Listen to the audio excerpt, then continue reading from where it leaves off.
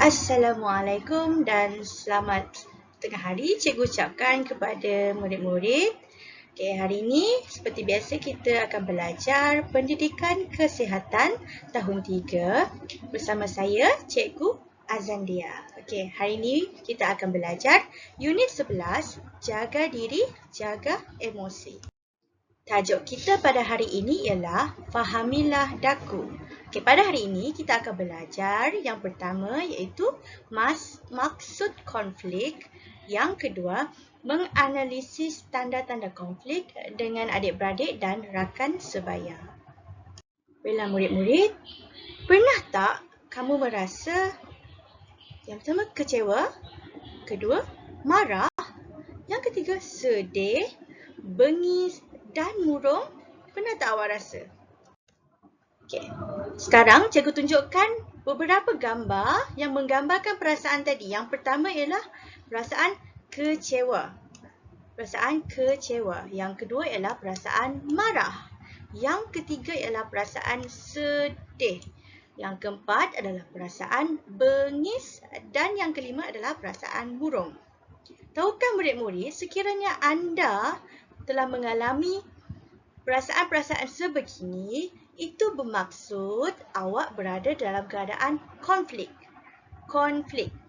Ataupun ejaannya ialah K-O-N-F-L-I-K. Konflik. Apakah yang dimaksudkan dengan konflik?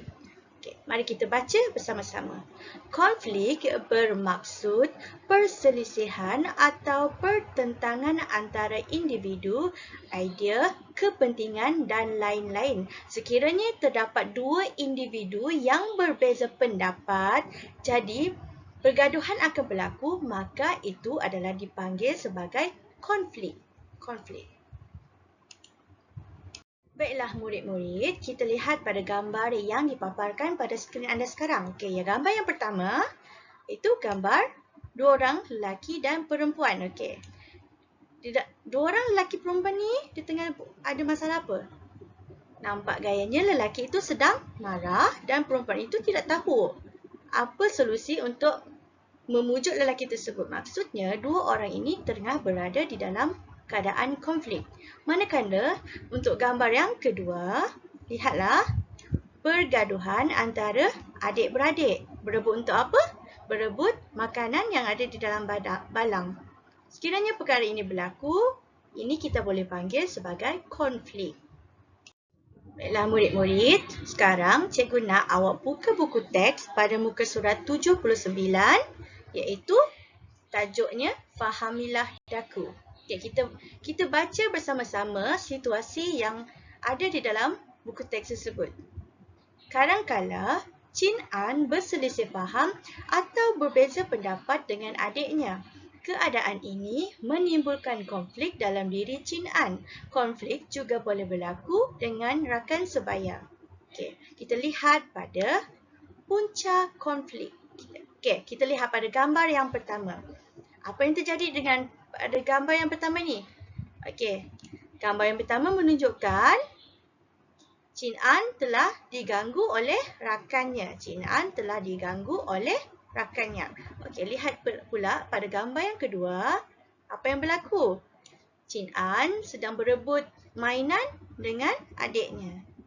Perebutan barang. Okey, yang ketiga, Chin An berasa sedih kerana mendapat markah yang rendah daripada kawannya. Jadinya kawannya di sini menunjuk-nunjuk markah yang membuatkan Chin An berasa sangat sedih.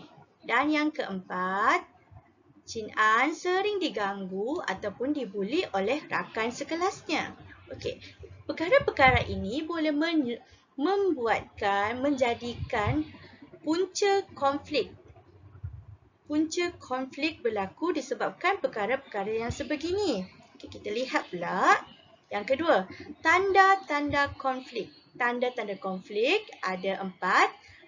Seperti mana yang cikgu telah tunjukkan pada sebelum tadi, tanda-tanda konflik ialah seperti marah, yang kedua ialah bengis, yang ketiga ialah kecewa dan yang keempat adalah murung. Okey, marah maksudnya awak berasa marah. tidak senang, tidak suka dengan sesuatu keadaan. Yang kedua, bengis. Awak sentiasa nak marah.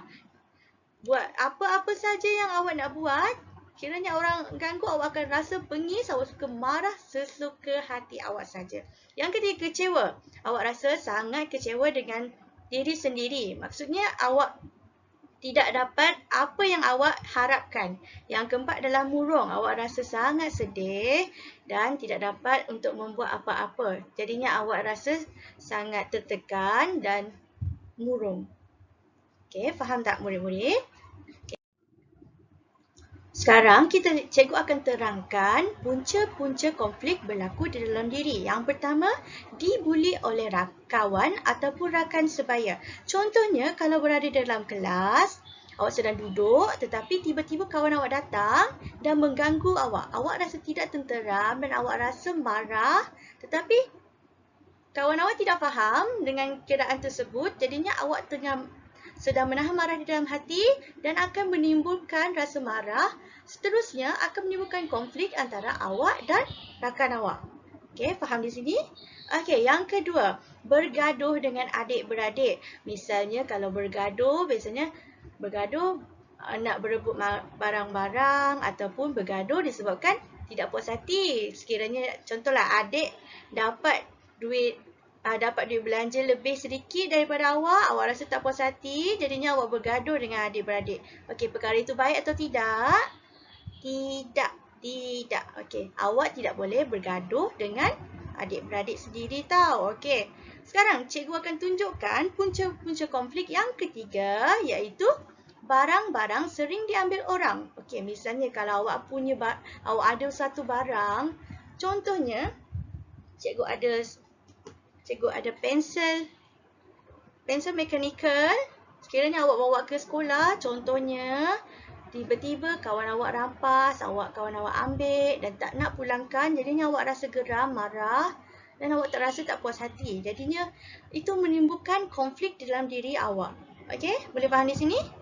Okey, kita teruskan punca konflik yang keempat, kerja sekolah yang membebankan. Contohnya, terlampau banyak kerja rumah yang diberikan oleh guru-guru. Jadinya awak rasa sangat tertekan sehingga kan awak rasa tidak mampu untuk menyiapkan dan awak rasa sedih ataupun kecewa sekiranya awak tidak dapat menghabiskan ataupun menyelesaikan semua kerja rumah dalam masa yang diberikan. Jadinya timbullah konflik di dalam diri awak, menyebabkan awak jadi tertekan ataupun timbul konflik kerana awak rasa sangat stres ataupun tidak happy, tidak senang, tidak gembira. Okey, faham? Okey, yang kelima ialah kawan-kawan yang suka menunjuk-nunjuk kejayaan atau kemewahan. Okey, seperti gambar tadi, lihat di sini. Seperti gambar ini tadi.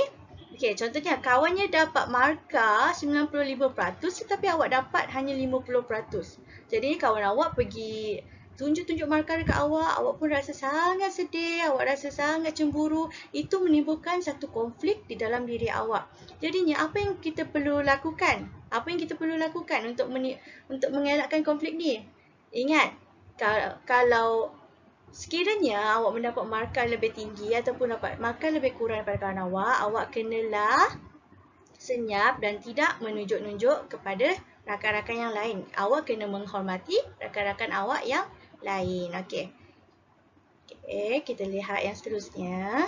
Okey, yang seterusnya ialah latihan. Okey, cikgu nak awak salin nota punca-punca konflik dan tanda-tanda konflik dalam buku latihan pendidikan kesihatan. Dan yang kedua, tolong jawab soalan yang diberikan di dalam Google Form yang telah cikgu sertakan. Okey, sekian saja untuk minggu ini. Okey, kita akan buat kesimpulan. Okey, pada hari ini kita telah belajar mengenai maksud konflik dan menganalisis tanda-tanda konflik dengan adik-beradik dan rakan sebaya. Semoga murid-murid dapat faham dengan sesi PDPR kita pada hari ini. Sekian dahulu daripada cikgu. Terima kasih sehingga kita berjumpa lagi.